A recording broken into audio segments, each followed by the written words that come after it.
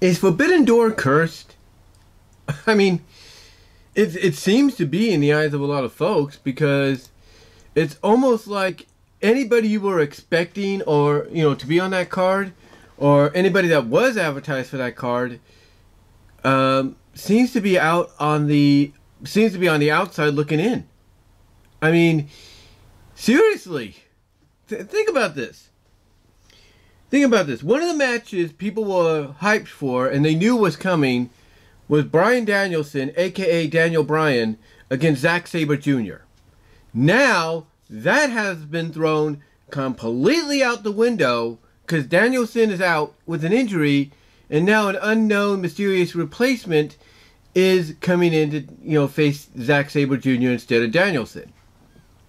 And everybody, speaking of this replacement, everybody has bet their top dollar on it being Claudio Castagnoli, formerly Cesaro, also known as Cesaro, or Claudio Cesaro, whatever he's going to go by, or Johnny Gargano, if you will. A lot of people are betting their, top dollar on one of those two. Claudio probably more so than Johnny. Some have even said it could be Jonathan Grisham, if you will, the ROH champion. That's a good choice too. But I threw in there a possibility it could be Kenny Omega. Now, it may or may not be, but still, when Danielson says, he's chosen someone that, has a similar style like him, can wrestle, can brawl, it may, a lot of those things may point towards Claudio, but it can also point towards Kenny. I'm just saying. And I think it's too obvious. I think Tony Khan, with all due respect to the guy, I think Tony Khan is too smart to know that, yeah, fans are expecting Claudio, so I got to hit them with something else. Now, he could give him Claudio because, hey, I'll give the fans what they want. But if Claudio's in Orlando, Florida, yeah, he could book a flight to Chicago overnight. Don't get me wrong. But we'll see who it is. We'll see what happens. It could be one of those two or one of those three. Claudio, Grisham, or Gargano. It could be. But I think it could be somebody that you're least expecting. And we'll just have to wait and see what occurs. Now, what's interesting, too, is the four-way for the All-Atlantic Championship, originally was going to be Pac. It was originally going to be Pac. It was going to be Malachi Black. It was going to be, I think, let me see if I can get this right here. So I get the card here. It was going to be Pac. It was going to be basically, let me see. I'm trying to see who it is. Hold on. It was going to be Pac. It was going to be Malachi Black, and somebody else. Let me look at Bleacher Report because I'll have the updated card. Let's see.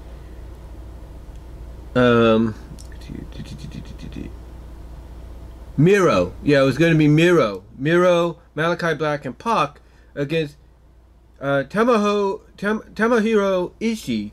Tomohiro Ishii for the AEW All-Atlantic Championship. Well, Ishii is out with a knee injury, so now they brought in Clark Connors, who I think is a stable in NJPW Strong, I believe. So they brought in Clark Connors to take his place. Then, if that's not enough, like I said, we have another match that's getting plagued by injuries, or at least something, and that is the Young Bucks, El Phantasmo, and Hikuleo versus Sting, Darby Allin, Shingo Taki, and Himuro Tanahashi. Well, Tanahashi, if you will, Himuro, he's out. He's out of the match. because of a fever, so he can't travel. And Japan's very strict on the fact that, hey, if you have a sickness, you ain't traveling. So now it's a 6-man trios match. You know, so there's that. And again, this is just crazy, if you know what I mean. Then I think that's about it. As far as injuries go. But then on top of that, like I said, you have the whole situation, as I mentioned in another video that premiered earlier this week. You have the situation with CMLL and AAA. That's preventing, you know, some matches from happening. I mean, we were supposed to have apparently a reuniting of Los Caballeros of Rush, you know, Andrade and Naito.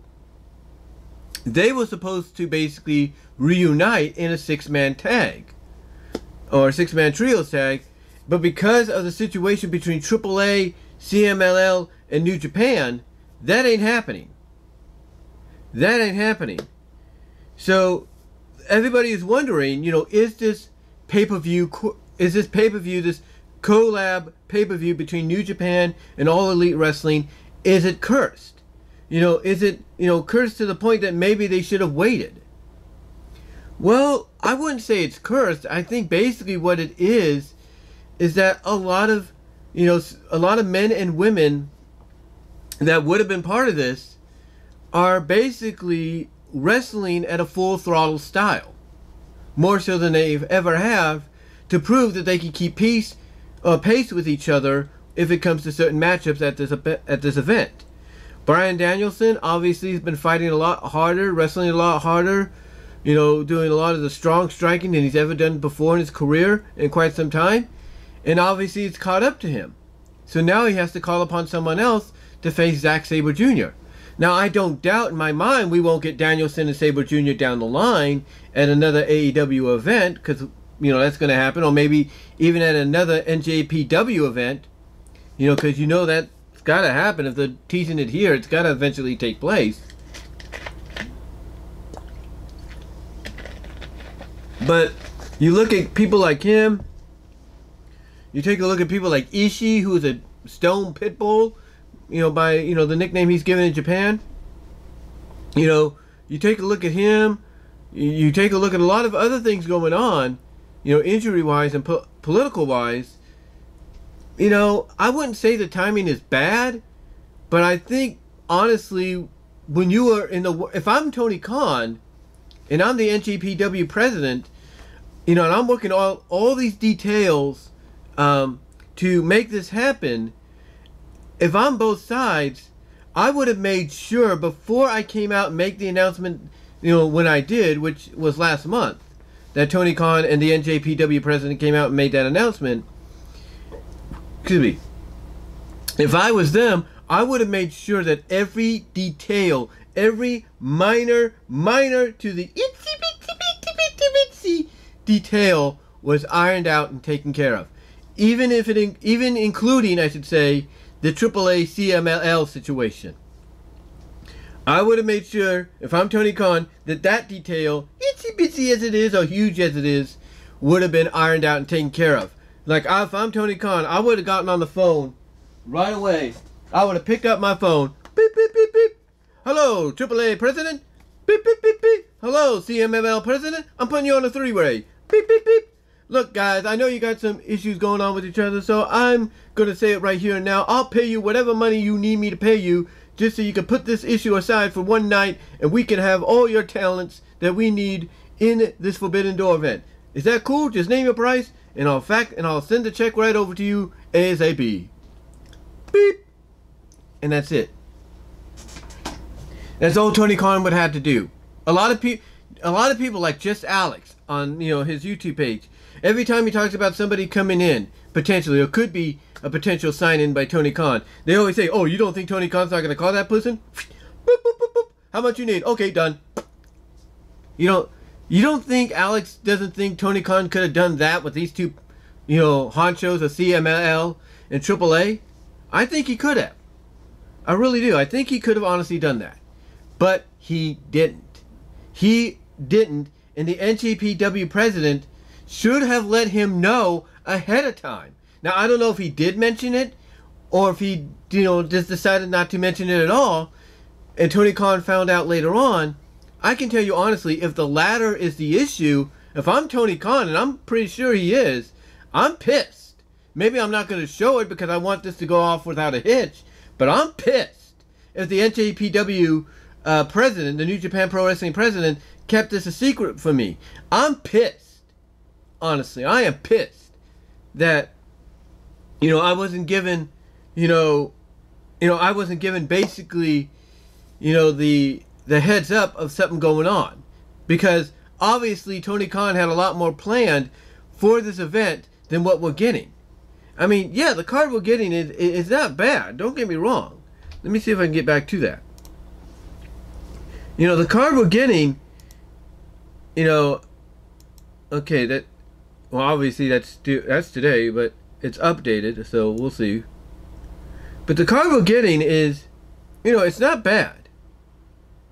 It's not bad. We're getting like 1, 2, 3, 4, 5, 6, 7, 8, 9. We're getting 9 matches on the pay-per-view itself, including the buy-in match with the Gun Club and Max Caster taking on and Colton. Yeah, well, basically that's what it is. It's Max Caster of the Acclaim teaming up with the Gun Club, Billy, Austin, and Colton against Alex Colon, Yumra, the DKC, and Kevin Knight. So, yeah, I have, for a total of 10 matches, I'm not saying the card isn't bad, but like I said in that one video, I think if it wasn't for the situation between AAA and CMLL and New Japan, this card would be a lot better. And everybody pretty much who's done prediction and preview videos and everything, live streams on how they see this event going down, would all agree. They would all agree that, if it wasn't for that political BS between CMLL and AAA and New Japan stuck in the middle, that we would have had a better card. We could have added 2, maybe 1 or 2 more matches to the main card. I'm just saying. Or 1 more match to the main card, another match to the buy-in. And you know what? I think it would have been worth it. If it wasn't, and I think it would have been worth it if it wasn't for this situation between CMLL and AAA.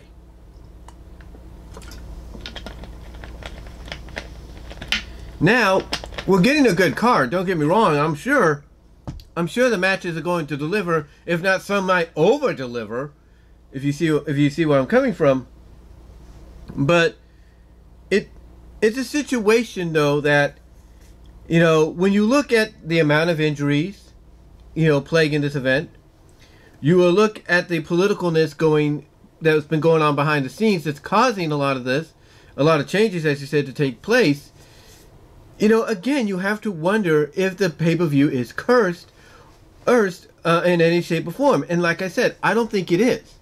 I think, honestly, what happened is they didn't iron out all the details. Like, I think Tony Khan was in a rush, in a hurry to get this out there during the summer because he knows WWE has money in the bank. He knows MLW throughout this summer months, are taping and will be showcasing on YouTube Battle Riot and Kings of Colosseum. He knows that. He knows Impact Wrestling just had Slammiversary, and very soon they're going to have Against All Odds. He knows all these events are coming in. He knows, like I said, WWE's got money in the bank. He knows that they got SummerSlam coming. So obviously he was in a hurry to get this done. He was obviously in a hurry to get this done and out there as soon as possible for the summer season. Not realizing that perhaps, being in a hurry to make this happen, that he had an amount of injuries on his side and an amount of injuries on the NJPW side that could conflict with what he originally wanted to bring to the table, along with the NJPW president. That, and the fact that detail of the issue between CMLL and AAA with New Japan stuck in the middle, either it was, an oversight, on the New Japan president's part, or he just didn't bring it up, and Tony Khan, like the rest of us, found out about it later on. You know, and again, Tony Khan, he may not show it right now because he wants this go on without a hitch, but he's probably not happy with the NJPW president if that president didn't tell him of what was happening, you know, between CMLL and AAA and them, and he had to find out like the rest of us through Andrade's tweet. You know, so, you know, again, if I'm Tony Khan, he may not show it. I'm pretty sure, I'm pretty sure he's pissed. He's mad because that alone affects what could have been a very great, memorable card between these two sides. But is it cursed? Is Forbidden Door cursed? I wouldn't say so. I just think the timing is, I think the timing is not the best timing. I really do. I think if they wanted to do this, honestly, you want the truth to when I think they should have done this? As crazy as it sounds? I'll tell you when they should have done this. They should have done this or waited to do this till at least November. October and November. Between that time frame. Because the only other major event you got going on in wrestling, besides Survivor Series in November, is, and potentially a super show or something like that in Saudi Arabia for WWE.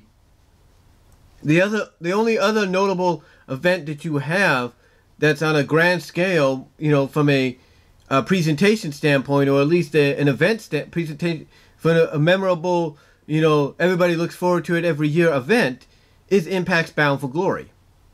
And that's it. That's the only one. That is the only other event that, is equal to being, a major wrestling event that a lot of people will tune into. So if I was Tony Khan and the NJPW president, but mostly Tony Khan, I'd still want this event to happen, but I would have waited. I would have held off on it to at least mid-October, early November. Because one, not only do you have an event that you could, showcase around that time frame, but at the same time, you could use said event, because you're the hosting promotion that's making this happen. You could use that event to build to your towards your Full Gear pay-per-view. You could have done that. You could have used it to build towards your Full Gear pay-per-view as well, and still at the same time focus on the event itself and the importance that the event is. Now, if you don't want to do it between mid-October, early November, guess what? You could have done it between, late September, mid-October. There's a time frame right there. You do it just around or before Bound for Glory, and, all the issues are taken care of. Injury-wise, there's no injuries. Maybe you finally find a way to work something out between CMLL and AAA to put the differences aside for one night. And there's no doubt your card would probably be off the chains, as people would call it, or people would describe it. But sorry, I don't understand. Ignore that. But anyway, people would have been, excited. Would be saying this is the greatest, wrestling card of the year, if not the decade. At the time, they would have waited to at least either late October, early November, or mid-September, early October. Somewhere along one of those time frames, because again, you give enough time for people to heal up from the injuries. You give people enough time, political-wise, to work out something, at least for one night, to allow more dream matches and opportunities to take place at the card, and you're set. But I think, honestly, the reason Tony Khan did this as soon as he wanted to is because he knows he has Money in the Bank to deal with, the following week. He knows he's got SummerSlam to deal with at the end of July. He knows that MLW, like I said, has got the Battle Riot event coming up. He knows that, Impact had Slammiversary and it's got Against All Odds. He knows a lot of things are happening to where basically he needs something that would not put AEW on the back burner, because that's I think that's his mindset. His mindset was, if he doesn't put something out there, you know, during the summer with all these other events going on, AEW is going to lose a lot of that attention, and they're going to be put onto the back burner until at least we get to All Out, or build to All Out, you know, on Labor Day weekend. So, you know, obviously Tony Khan wanted this to be, out there to say, hey, we're still alive here in the summer. You know, we got this more than just, you know, because we know in the summer they got what, Fight for the Fallen and Fyter Fest, right? So obviously he wanted something out there to say, hey, we got more than just those two events coming up on Dynamite and Rampage. Look what we got here. And I'm assuming that's why he did it. Could he have waited? Yeah. You know, but he didn't want to, because it's the summer. He wants a major crowd, and he's going to get a major crowd. There's no doubt.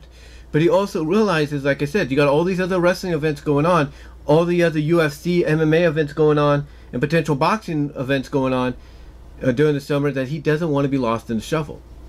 So he's bringing this out right now, because he's like, hey, I'm doing this now so that people realize, hey, we're still around.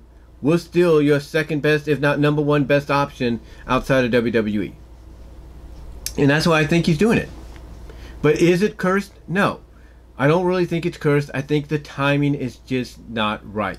I think if he would have waited to at least mid-September, you know, to mid-October or early October, or, you know, mid-October to early November, I think the timing would have been better. And that's the honest truth. But what do you guys think? Do you think Forbidden Door is cursed? Or do you think maybe it's just a circumstance of the timing is not right? Let me know down below in the comment section, as well as in the live chat during the premiere, as well as with the super, you know, let me know there, I should say, in the live chat during the premiere. Super chats and super stickers will be enabled during the live chat of this premiere, as well as super thanks afterwards. But let me know what your thoughts are, guys. Comment below. Love to hear from each and every one of you. What are your thoughts? Do you think it's cursed, or do you think the timing is not the right time? Let me know down below and in the live chat, and I'm out.